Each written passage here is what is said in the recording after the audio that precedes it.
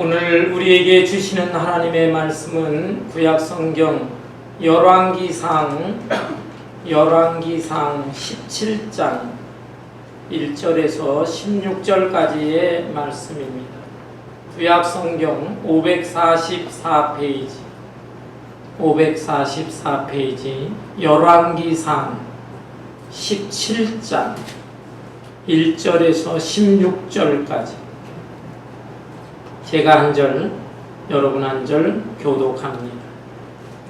길르앗에 우거하는 자 중에 디셉 사람 엘리야가 아합에게 말하되 내가 섬기는 이스라엘의 하나님 여호와께서 살아계심을 두고 맹세하노니 내 말이 없으면 수년 동안 비도 이슬도 있지 아니하리라 하니라. 여호와의 말씀이 엘리야에게 임하여 이르시되 너는 여기서 떠나 동쪽으로 가서 요단 앞 그릿 시내가에 숨고 그 시냇물을 마시라. 내가 가마귀들에게 명령하여 거기서 너를 먹이게 하리라. 그가 여호와의 말씀과 같이 하여 곧 가서 요단 앞 그릿 시내가에 머물매 가마귀들이 아침에도 떡과 고기를 저녁에도 떡과 고기를 가져왔고 그가 시냇물을 마셨으나 땅에 비가 내리지 아니하므로 얼마 후에 그 시내가 마르니라. 여호와의 말씀이 엘리야에게 임하여 이르시되 너는 일어나 시돈에 속한 사르밧으로 가서 거기 머물라. 내가 그곳 과부에게 명령하여 내게 음식을 주게 하였느니라. 그가 일어나 사르밧으로 가서 성문에 이를 때에 한 과부가 그곳에서 나뭇가지를 주는지라. 이에 불러 이르되 청하건대 그릇에 물을 조금 가져다가 내가 마시리라. 그가 가지러 갈 때에 엘리야가 그를 불러 이르되 청하건대 네 손에 떡 한 조각을 내게로 가져오라. 그가 이르되 당신의 하나님 여호와께서 살아계심을 두고 맹세하노니 나는 떡이 없고 다만 통에 가루 한 궁과 병에 기름 조금뿐이라. 내가 나무가지 둘을 주워다가 나와 내 아들을 위하여 음식을 만들어 먹고 그 애는 죽으리라. 엘리야가 그에게 이르되 두려워하지 말고 가서 내 말대로 하려니와 먼저 그것으로 나를 위하여 작은 떡 한 개를 만들어 내게로 가져오고 그 후에 너와 네 아들을 위하여 만들라. 이스라엘의 하나님 여호와의 말씀이 나 여호와가 비를 지면에 내리는 날까지 그 통에 가루가 떨어지지 아니하고 그 병에 기름이 없어지지 아니하리라 하셨느니라. 그가 가서 엘리야의 말대로 하였더니 그와 엘리야와 그의 식구가 여러 날 먹었으나 여호와께서 엘리야를 통하여 하신 말씀같이 통에 가루가 떨어지지 아니하고 병의 기름이 없어지지 아니하니라. 아멘. 아멘. 우리는 대개 몸에 병이 들면 아픔을 느끼게 마련입니다. 뱃속에 장기가 병이 들면 배가 아픈 것입니다. 또 머릿속에 뇌가 아프면 또 머리가 아플 수밖에 없는 것입니다. 그렇지만 모든 경우가 다 그런 것은 아닙니다. 암 환자들 가운데에 병이 아주 심각해져 있는데도 그 아픔, 통증을 느끼지 못하는 경우가 있습니다. 제 장인 어른이 십몇 년 전에 세상을 떠나셨는데 돌아가시기 한 3, 4개월 전까지 전혀 증세가 없었어요. 아픔이나 통증을 느끼지 못하셨어요. 그런데 어느 날 배가 좀 더부룩한 것 같다 자꾸 말씀하세요. 그러면서 소화제를 드시는데 소화제를 먹어도 더부룩한 게 가라앉지 않습니다. 그래서 결국 병원에 갔고 또 병원에서 처음엔 잘 모르다가 여러 병원을 다니다가 아무래도 촬영을 해보는 게 좋겠습니다. 그래서 CT 촬영을 다 했더니 이미 간암 말기였습니다. 간에 그 암덩어리가 15cm 또 5cm 두 덩어리나 들어가 있었어요. 앞으로 3개월 정도밖에 못 사실 것 같습니다. 정확하게 그 진단 후에 3개월 만에 하나님의 부르심을 받으셨습니다. 여러분, 이처럼 병이 아주 깊은 상태인데도 전혀 아픔이나 통증을 느끼지 못하는 경우가 있다는 것입니다. 그런데 옛날 이스라엘도 마찬가지였어요. 이스라엘이 남북으로 나누어진 후에 북왕국 이스라엘의 7번째 왕이 아합 왕입니다. 이 아합 왕 시대에 참 나라는 완전히 영적으로 타락하여 있었고 도덕적으로도 부패해져 있었습니다. 아합 왕은 이방 나라 시돈 땅에 이세벨이라고 하는 공주와 결혼했는데 이 이세벨 이 여자가 자기 나라에서 섬기던 바알 우상을 가져왔어요. 그래서 아합 왕에게 압력을 놓고 그래서 온 이 북왕국 이스라엘에 바알 우상을 섬기게 했던 것입니다. 영적으로 굉장히 중한 죄를 범한 것입니다. 그리고 바알이라든지 또는 아세라 여신을 섬긴다든지 할 때에 그게 도덕적으로 음란한 행위도 다 포함되는 것입니다. 그래서 도덕적으로도 부패하고 타락한 이런 상태가 되었습니다. 왕과 왕비로부터 일반 백성들에 이르기까지 영적으로 도덕적으로 아주 중한 병, 심각한 병이 들었음에도 불구하고 자기네들이 통증을 느끼지 못하는 것입니다. 이런 일들이 얼마나 심각한 죄라고 하는 것을 깨닫지를 못하고 있었습니다. 이러한 때 하나님께서는 하나님의 종 엘리야를 들어 쓰시게 되었습니다. 하나님께서는 이 엘리야 선지자에게 너는 아합 왕에게 가서 나의 메시지를 전하라고 하시는 것입니다. 그래서 오늘 이 본문 말씀에 보면은 이 엘리야가 하나님의 뜻에 순종하는데 이 엘리야가 얼마나 담대한 믿음을 가져 그리고 엘리야가 얼마나 전적으로 하나님의 말씀에 순종했는가라는 것을 본문을 통해서 우리는 살펴볼 수 있습니다. 먼저 엘리야의 믿음이 얼마나 담대한가를 살펴볼까요? 본문 말씀 1절을 보겠습니다. 1절에 보면 길르앗에 우거하는 자 중에 디셉 사람 엘리야가 아합에게 말하되 내가 섬기는 이스라엘의 하나님 여호와께서 살아계심을 두고 맹세하노니 내 말이 없으면 수년 동안 비도 이슬도 있지 아니하리라 하니라. 엘리야는 하나님의 명령에 순종해서 아합 왕을 찾아갔어. 이 아합 왕 앞에 자기의 그 담대한 신앙 고백을 합니다. 하나님이 어떤 하나님이냐? 내가 섬기는 이스라엘의 하나님 여호와께서 살아계심을 두고 맹세하노니. 지금 아합 왕은 온 이스라엘에게 바알 우상을 섬기라 명령했어요. 그런데 이런 상태에서 이런 상황에서 엘리야는 나는 하나님을 섬긴다. 나는 우리 이스라엘을 지키고 도우시는 하나님을 섬긴다. 그리고 하나님은 살아계시다. 살아계신 하나님을 두고 내가 맹세하면서 당신에게 메시지를 전합니다. 이렇게 고백하고 있는 것입니다. 여러분, 이것이 얼마나 어려운 일입니까? 종교의 자유가 있는 나라, 우리 대한민국이라든지 또는 이 미국이라든지 이런 데서 우리는 신앙생활을 하니까 너무 자유롭게 편하게 하고 있어요. 그렇지만 지금 이 시대에도 우리 기독교를 핍박하는 나라나 또는 사회들이 있습니다. 요즘 세계적인 뉴스가 있다면 코로나 바이러스와 함께 아프가니스탄 사태일 것입니다.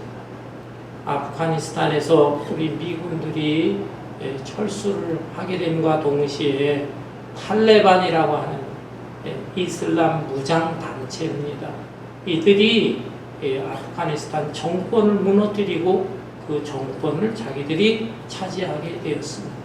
이로 인해서 아프가니스탄이 지금 얼마나 혼란에 빠졌습니까? 그들이 20여 년 전에 짧은 기간 동안 통치를 한 적이 있어요. 그때 통치하면서 그 인권을 말싸, 여자들, 이름 말로 다 할 수 없어. 어린애들, 사람 취급을 하지 않아요. 그리고 기독교인들도 많이 죽었습니다. 한국의 어느 교회에서 목사님과 선교 일행을 아프가니스탄에 보낸 적이 있어요. 그때 목사님 한 분과 또 한 사람 2명이 차명을 당하고 순교를 당해서 나라 전체가 이 아프가니스탄 이런 데도 과연 선교사를 보내야 되느냐 굉장히 사회적으로도 논란이 된 적이 있습니다. 그런데 그 탈레반이 미국이 들어와 20년 동안 치안을 보장하면서 다른 곳에 은둔되어 있다가 미국이 돈을 수도 없이 쏟아붓고 또 수많은 인력을 보내고 군인들을 보내고 해도 정신 차리지를 못하고 아프가니스탄이 자립을 못하니까 결국은 미국이 철수를 결정했어요. 그런데 이때를 틈타서 탈레반이 정권을 잡게 됐는데 그 20여 년 전의 모습으로 돌아갈 것이 뻔하다는 것이죠.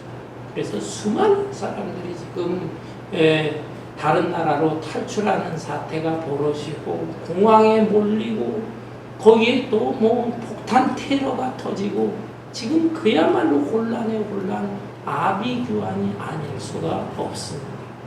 그런데 지금의 상태도 정말 큰 문제에 심각하지만 저는 앞으로 이 탈레반 정권이 아프가니스탄을 다스릴 때 그곳에 있는 사람들은 어찌 될 것인가? 그곳에 지금 선교사들이 꽤 많이 남아있습니다. 이미 탈출한 선교사들도 있지만 남아있는 선교사 일각에서는 지금 200명이 넘는다고 합니다.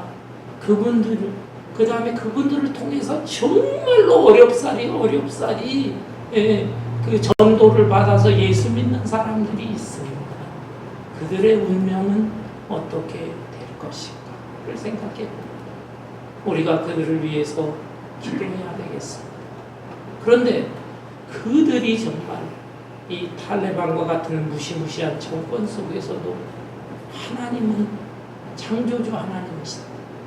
만물을 주관하시는 하나님이시다. 그 하나님은 지금도 살아계시다. 이렇게 당당하게 고백할 수 있는 사람이 얼마나 될 것인가. 혹시 하나님에 대한 신앙을 저버리는 것은 아닐까. 이런 우려가 있는 것입니다. 여러분, 엘리야의 경우를 보십시오. 아방 앞에서 이렇게 외친 것입니다. 곧 이 신앙 고백은 당신이 지금 믿으라고 강요하는 바알 우상, 저 우상은 가짜요. 저것은 죽은 신이요. 그러나 우리 하나님은 살아계신 하나님이요. 이 하나님은 참된 신이요. 라고 목숨을 걸고 고백하고 있는 것입니다. 뿐만 아니라 이 엘리야가 얼마나 담대한 믿음의 사람입니까? 이 아방 앞에서 지금 외친 그 메시지 내용을 보십시오. 내가 여호와께서 살아계심을 두고 맹세하노니 내 말이 없으면 수년 동안 비도 이슬도 있지 아니하리라. 하나님이 또 다른 특별한 말씀을 주시기 전까지는 앞으로 수년 동안 이 이스라엘 땅에 비도 내리지 않고 심지어 이슬도 내리지 않을 것이라. 수년 동안. 누가복음 4장, 야고보서 5장에 보면 이 수년 동안이 3년 6개월이라 이렇게 기록되어 있습니다. 한두 달 정도가 아니라 3년 6개월 동안 비가 내리지 않을 것이다. 비뿐만 아니라 이슬이라고 하는 것도 얼마나 중요해요. 비가 없어도 그래도 이슬이라도 내려야 다른 동식물들 혜택이라도 받을 텐데 사람은 물론 이 생명체까지도 이제 다 죽어가게 될 것이다 라는 무서운 메시지가 아닐 수 없습니다. 그런데 엘리야가 이 메시지를 전할 때 아방은 어떻게 느끼겠어요? 이 못된 것. 예? 사람은 자기 듣기 좋은 것만 듣고 싶어 합니다. 자기 기분을 거스리는 말을 하면 그 말이 아무리 옳은 말이라 할지라도 기분이 나빠요. 그래서 반발을 합니다. 기분 나쁜 말을 하는데 그걸 다 받아들여서 가슴에 새기는 사람, 제가 심지어 목회를 20몇 년을 하고 있는데도 성도들 중에도 찾아보기 굉장히 어렵습니다. 그래서 목사가 눈치가 있어야 되는데 제가 목회를 잘 못하는 경우에 이 눈치가 없어서 그런 것도 많은 것 같아요. 눈치가 잘 없어서 젊은 시절에 막 그냥 메시지를 막 강하게 전했는데 이제는 그래도 좀 경험이 붙어서 그런지 사람들 눈치도 보고 상황도 보고 그러면서 전하게 되는 것 같습니다. 그런데 아방 보세요. 얼마나 담대하게. 응? 앞으로 이제 이 땅에 3년 6개월 비도 이슬도 내리지 않을 것이라. 이것은 나 죽여도 좋소 라는 것입니다. 죽음을 각오하고 외친 말씀이라고 할 수가 있는 것이에요. 여러분, 예를 들어서 지금 북한의 김정은이 앞에 누가 가서 당신 정신 차리시오. 앞으로 이 북한에 몇 년 동안 감으로써 사람들이 기근에 빠져서 농사는 물론이고 인민들 전체가 죽어갈 것이오. 인민들 전체만이 아니라 당신조차도 지도자 동지 당신도 죽을 것이다. 이렇게 외친다면 김정은이가 가만두겠어요? 아니 이런 못된 놈이 있어. 자기 외삼촌도 고사포로 쏴가지고서는 흔적도 없이 죽였다고 그러잖아요. 이렇게 외치는 사람이 있다면 붙잡아다가 잔인하게 또 흔적도 없이 그렇게 살해를 할 것입니다. 엘리야는 목숨을 걸고 외칠 수 있는 담대한 믿음의 사람이었습니다. 그런데 이렇게 외치고 나니까 그 목숨이 위태로울 수밖에 없는 건 당연한 거 아니겠어요? 그런데 하나님께서 이 엘리야의 생명을 보존해 주십니다. 하나님께서는 이제 이번에 이 엘리야에게 또 메시지를 주시는데 너는 이 자리를 빨리 피해서 저 외딴 곳 깊은 계곡 그릿 시냇가로 숨어 들어가라. 네가 숨어 들어가 있는 동안에 먹고 마시는 문제는 내가 해결해 주겠노라. 이렇게 말씀하셨어요. 본문 말씀을 볼까요? 본문의 2절에 보면은 여호와의 말씀이 엘리야에게 임하여 이르시되 너는 여기서 떠나 동쪽으로 가서 요단 앞 그릿 시냇가에 숨고 그 시냇물을 마시라. 내가 까마귀들에게 명령하여 거기서 너를 먹이게 하리라. 이 하나님의 말씀에 대해서는 엘리야는 인간적으로 참 의아스럽게 생각했을 것입니다. 아니 하나님은 담대하게 아방한테 가서 당당하게 맞서서 말씀을 전하라고 하시더니 아니 이제는 나로 하여금 다시 더 깊은 계곡에 가서 숨으라고 하시다. 이게 어떻게 된 것이냐. 하나님은 왜 이랬다 저랬다 하시냐. 나는 내 목숨을 걸고 당당하게 외쳤는데 이제는 하나님 나를 왜 째째하게 만드시냐. 내가 이제 그릿 시내, 그것은 깊은 계곡 속에 흐르는 시내거든요. 사람의 인적이 닿지 않는 곳이고 그곳에 가서 지내라고 하시냐. 의아스럽게 생각을 하고 또 아주 용기가 백배한 사람이니까 자존심도 상했을 거예요. 그렇지만 엘리야는 순종합니다. 하나님께서 아합에게 가라 그 명령에도 순종하고 또 하나님의 무슨 깊은 뜻이 있겠지 하고 너는 계곡에 들어가서 숨으라 그 말씀에도 순종하는 것입니다. 그래서 이 엘리야는 사람의 손이 닿지 않는, 발길이 닿지 않는 그리 시내가 흐르는 계곡으로 들어가게 됐어요. 거기에서는 어떻게 생활하겠습니까? 최소한 먹고 마시고 이 식생활에 대한 문제가 해결이 될 거 아니겠어요? 그런데 다행히 그리 시냇물이 흘러요.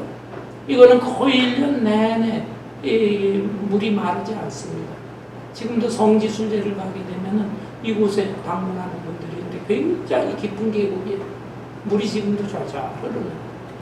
그러니까 물 문제는 해결이 돼요, 해결이. 근데 먹는 양식의 문제는 어떻게 할 거예요? 어디서 양식을 구하겠습니까?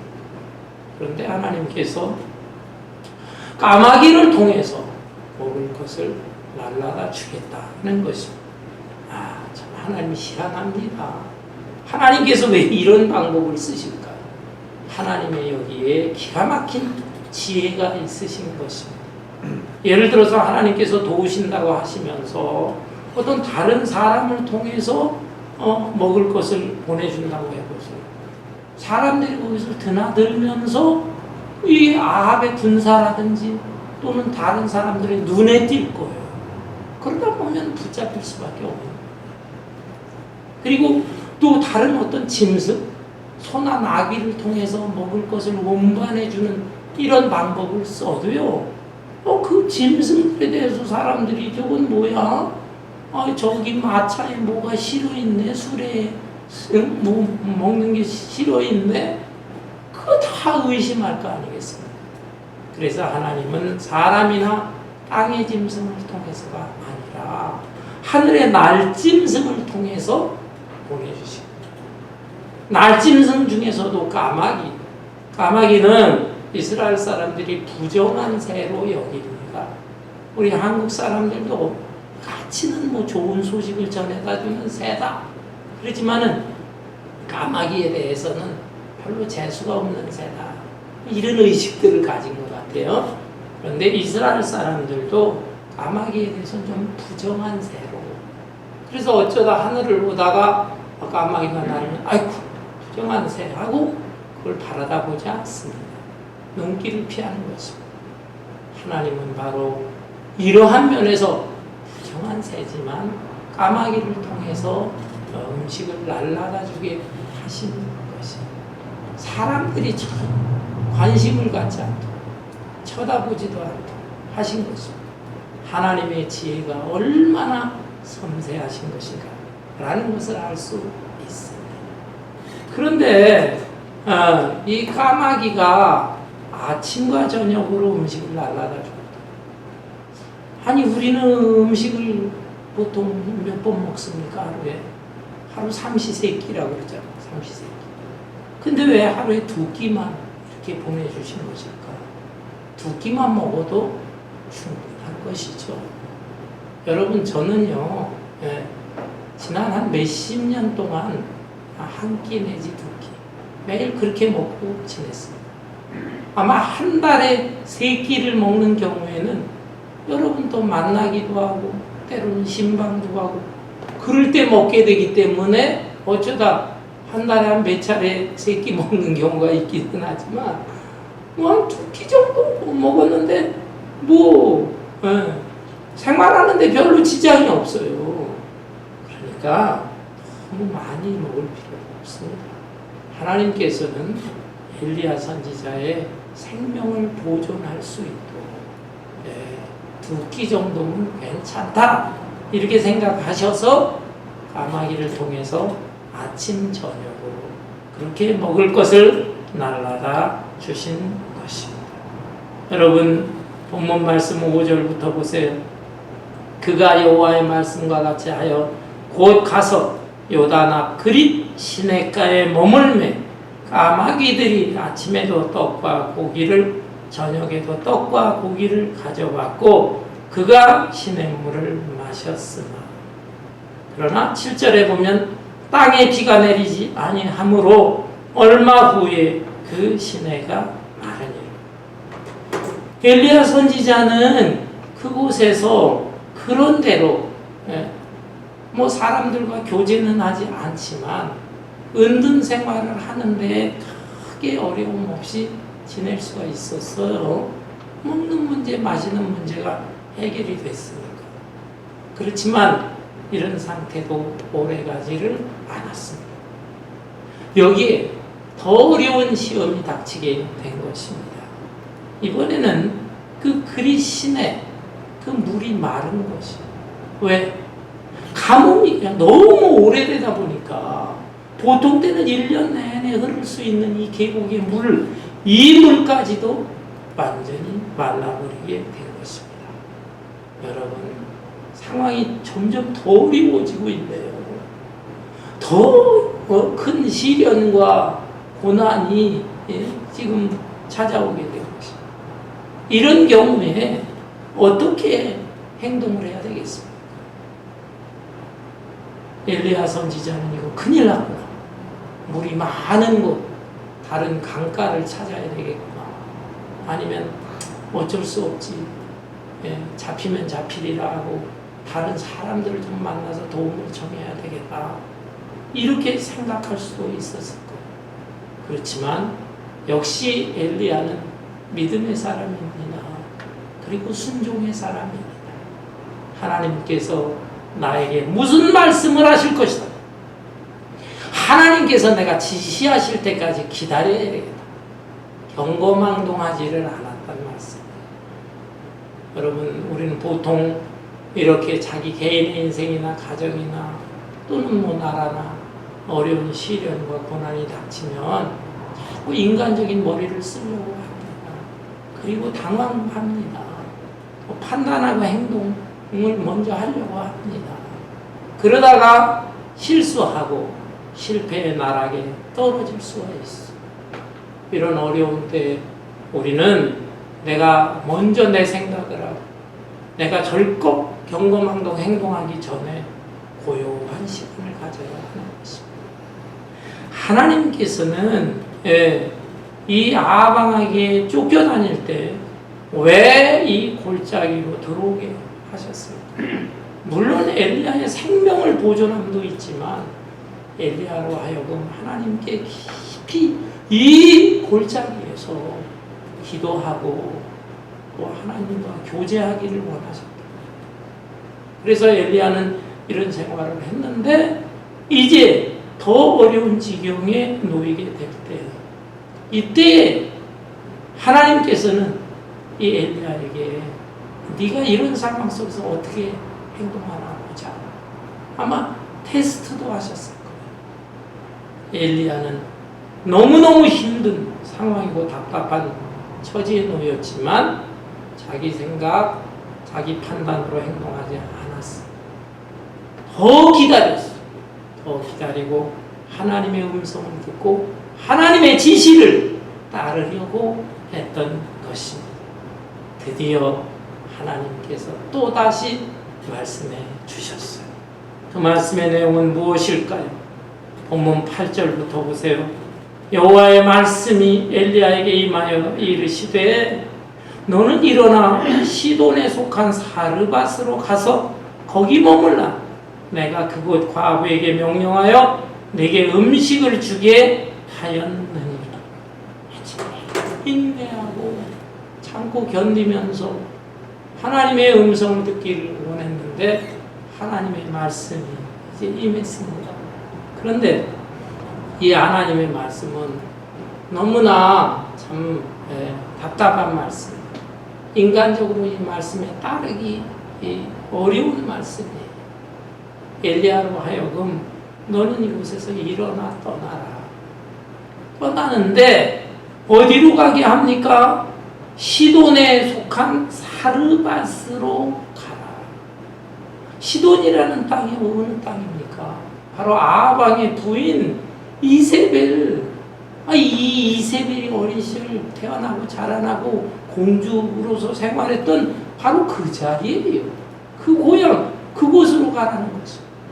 지금 엘리야가 왜 이렇게 고난을 당하고 있습니까? 바알의 우상, 이 우상을 버리고 하나님을 믿으라고 외침으로 인하여 이 고난을 당한 거 아니겠어요?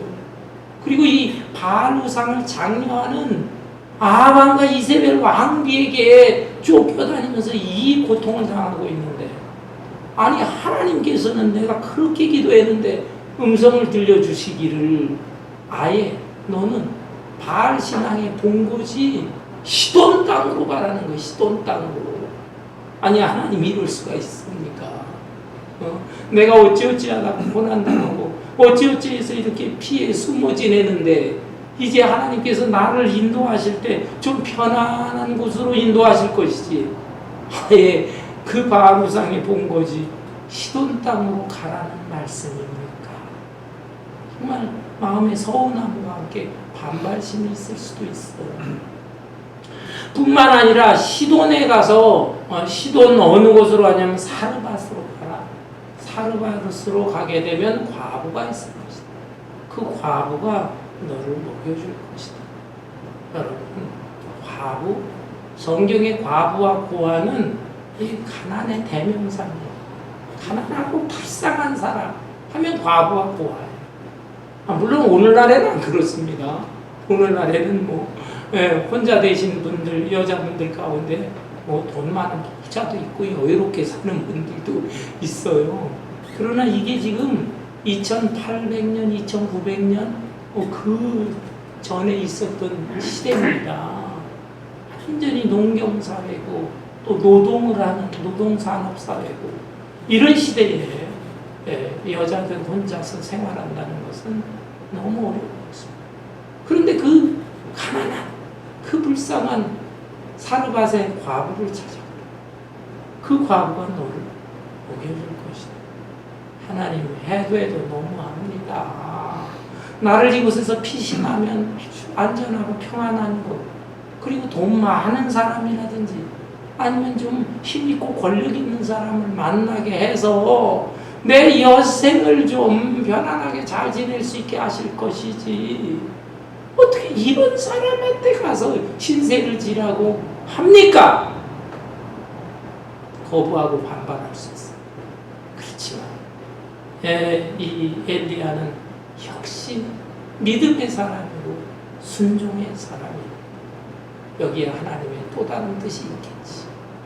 내 생각보다 하나님의 생각이 더 높고 하나님의 생각이 더 깊으니까 하나님의 오묘한 뜻과 섭리가 있을 거예요 라고 하면서 순종하게 됩니다. 여러분 본문 말씀을 보세요. 본문 10절에 보면 그가 일어나 엘리야가 일어나 사르밧으로 가서 성문에 이를 때에 한 과부가 그곳에서 나뭇가지를 줍는지라. 이에 불러 이르되 청하건대 그릇에 물을 조금 가져다가 내가 마시게 하라. 그가 가지러 갈 때 엘리야가 그를 불러 이르되 청하건대 내 손에 떡 한 조각을 내게로 가져오라. 엘리야는 순종을 했어요. 시돈 땅 사르밧으로 갔어요. 그 성문 곁에 한 여자가 있는데 나뭇가지를 줍는 모습을 보았습니다. 엘리야는 첫눈에 알아봤어요. 그 행색이라든지 또 그 하는 행동이라든지 그런 걸 볼 때 하나님이 바로 저 여자, 저 과부를 만나게 하시려는 그걸 직감을 했어요. 그래서 자기가 목도 마르고 배도 고팠지만 말을 건네본 것입니다. 여인이여 나에게 물 한 모금 주라. 그래서 물을 떠오려고 하니까 물뿐만 아니라 떡 한 조각을 좀 가져다 줄 수 있겠느냐라고 부탁하는 것입니다. 자기가 배도 많이 고팠겠지. 이 사르밧 여인과 대화를 하고 또 어떤 태도를 보이나 어떤 반응을 보이나를 알아보기 위한 뜻도 있었던 것 같습니다. 그런데 이 사르밧 과부의 반응은 어떻습니까? 세상에 물 한 모금 달라 그것까지는 허락할 수 있는데 이제는 또 떡까지 가져다 달라? 어이가 없었을 거예요. 그래서 이렇게 반응을 합니다. 본문 말씀 12절에 보면 그가 이르되 당신의 하나님 여호와께서 살아계심을 두고 맹세하노니 나는 떡이 없고 다만 통에 가루 한 움큼과 병에 기름 조금뿐이라. 내가 나뭇가지 둘을 주워다가 나와 내 아들을 위하여 음식을 만들어 먹고 그 후에는 죽으리라. 자기의 물을 달라, 또 떡까지 달라. 그러니까 은근히 화도 났던 것 같습니다. 그러면서 반응을 하는데, 내가 지금 얼마나 딱한 입장에 있는 줄 아느냐. 나는 떡이 없습니다.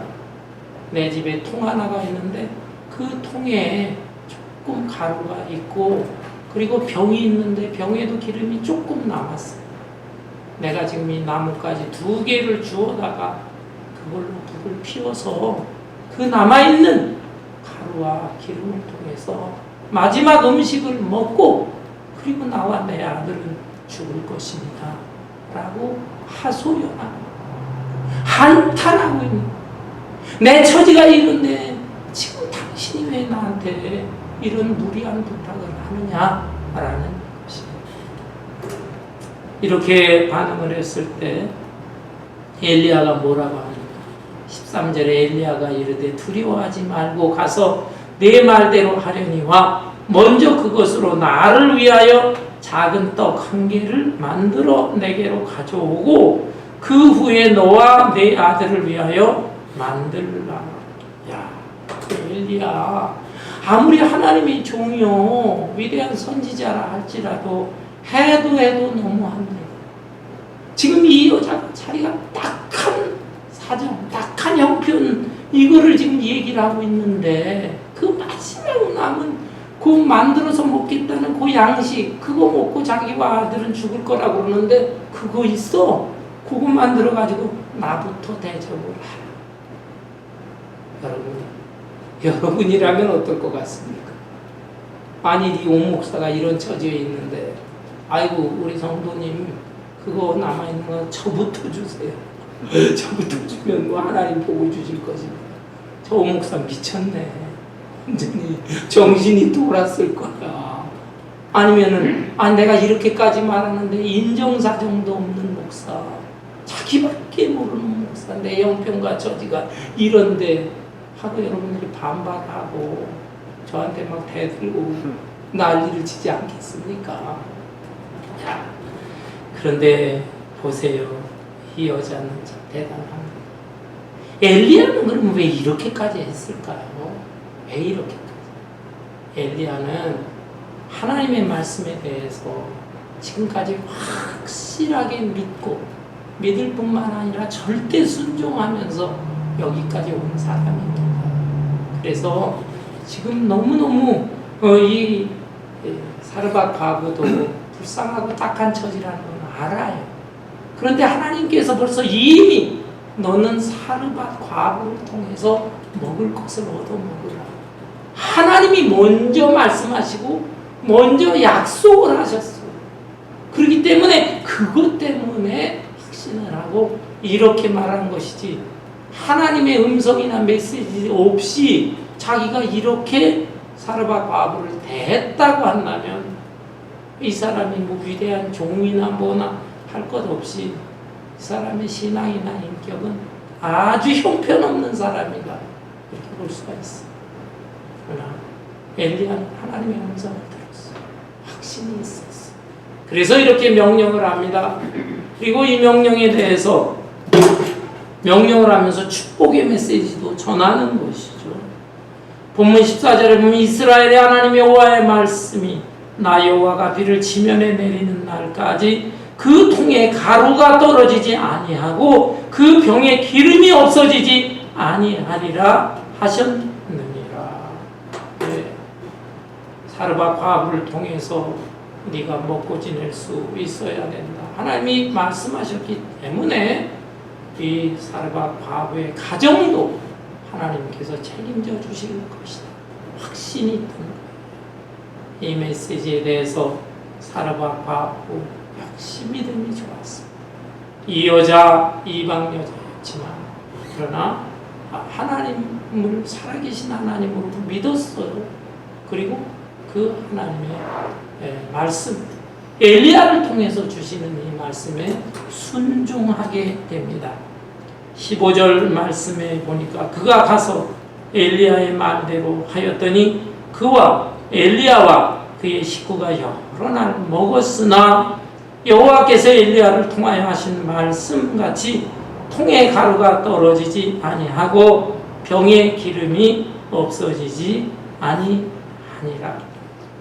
엘리야의 말씀대로 그대로 순종했더니 3년 6개월 동안 가뭄 속에서도 통에 가루, 병에 기름이 떨어지지 않고 먹고 생존하는데 지장이 없도록 해주셨다라는 것입니다. 여러분, 이게 하나님의 놀라운 은총이요 또한 기적이다 라고 할 수가 있겠죠. 그렇지만 여기에 대해서 의문을 갖는 분들이 있을 것입니다. 하나님께서 이렇게 믿음 좋은 사람인데 이렇게 믿음으로 또 순종하면서 지내면 하나님이 복을 주실 때 어마어마한 복을 주실 것이지 왜 이렇게 쫄쫄한 복을 주셨습니까?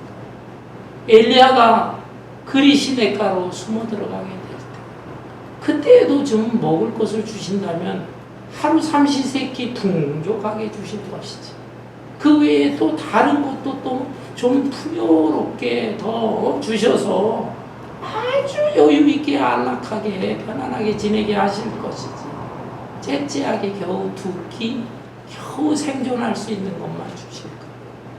또한 이 사르밧 과부의 가정에도 하나님께서 복을 주신다면 하늘에서 돈벼락이 떨어지게 하시고 오늘날로 말하면 로또라도 맞게 해주시고 그래서 이 선지자를 대접한 가정에 어마어마한 복을 주실 것이지 겨우 3년 6개월 가뭄 그거 견딜 수 있는 그 양식만 허락하셨을까 생각할 수 있습니다.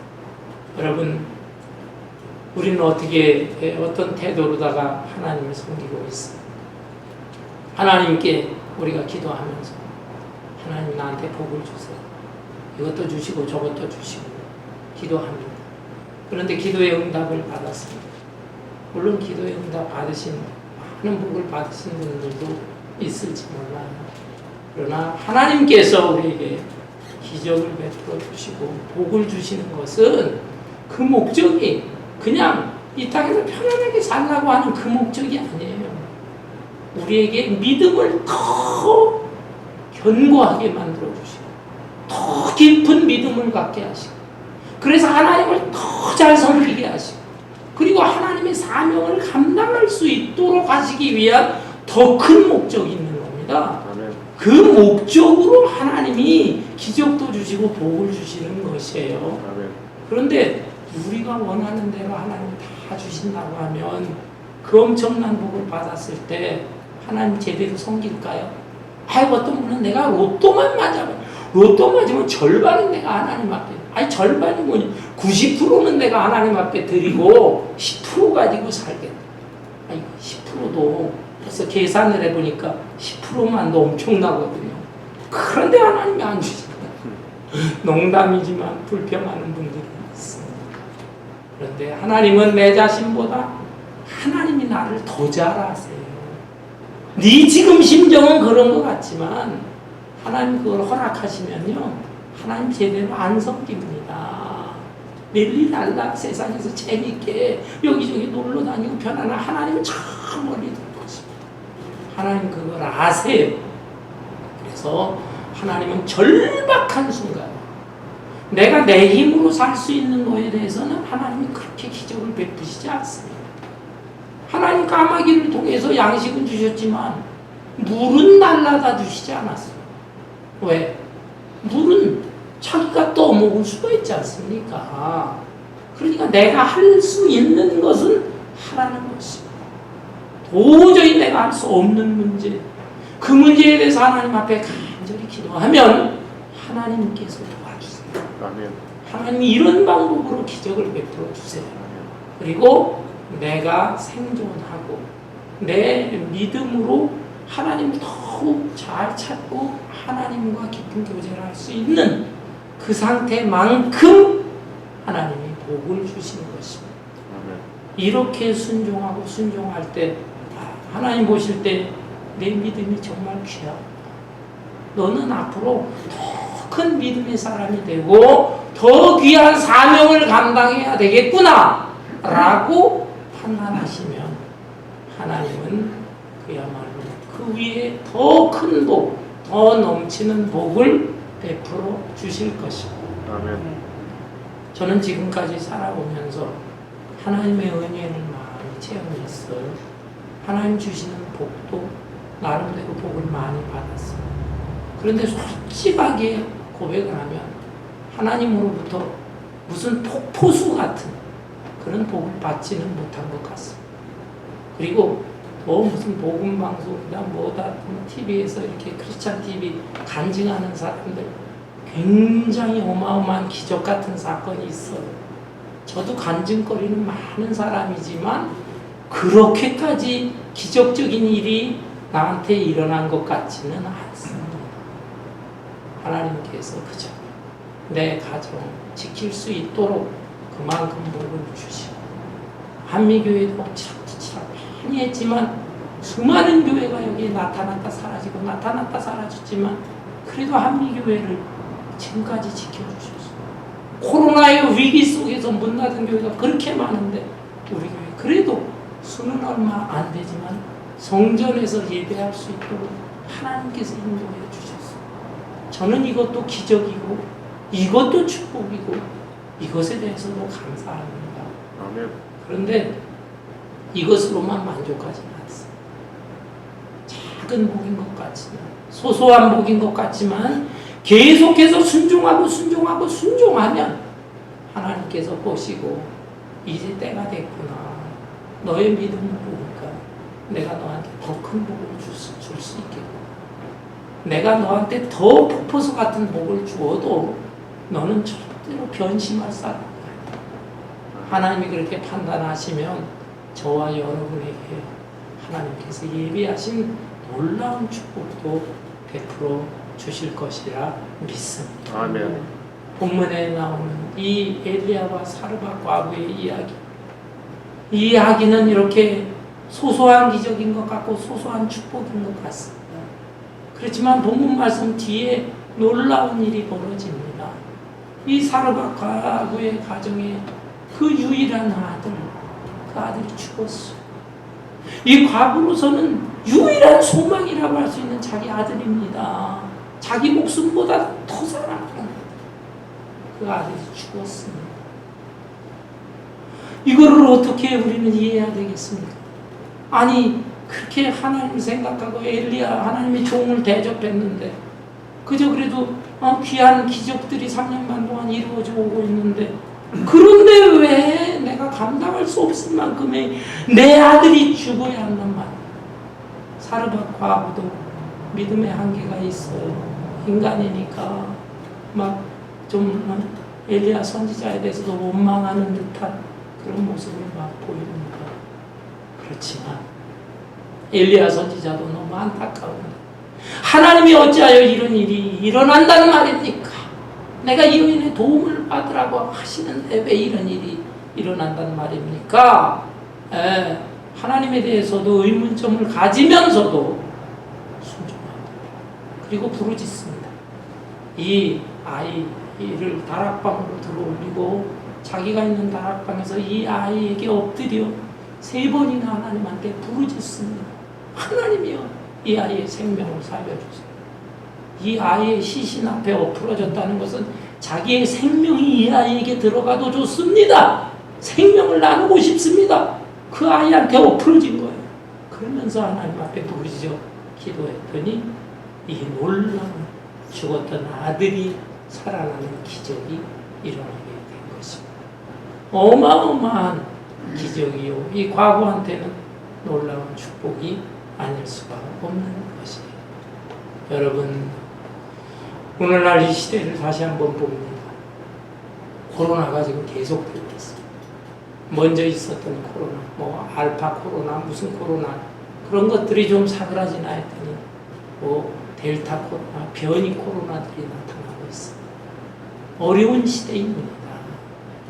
변이 코로나 이것으로 인해서 앞에 백신을 맞은 사람들도 두 번째 백신을 또 맞아야 된다.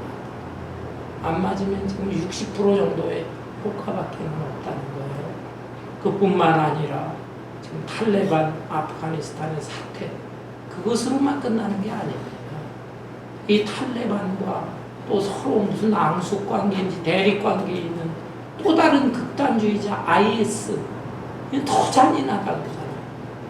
이런 자들이 지금 폭탄 테러를 했는데 이들이 이제 그 나라뿐만이 아닙니다. 미국에 침투했고 미국에서 지금 그 탈레반한테 공격을 벌써 오늘 아침에도 뉴스를 보니까 또 한 번 공격을 했더라고요.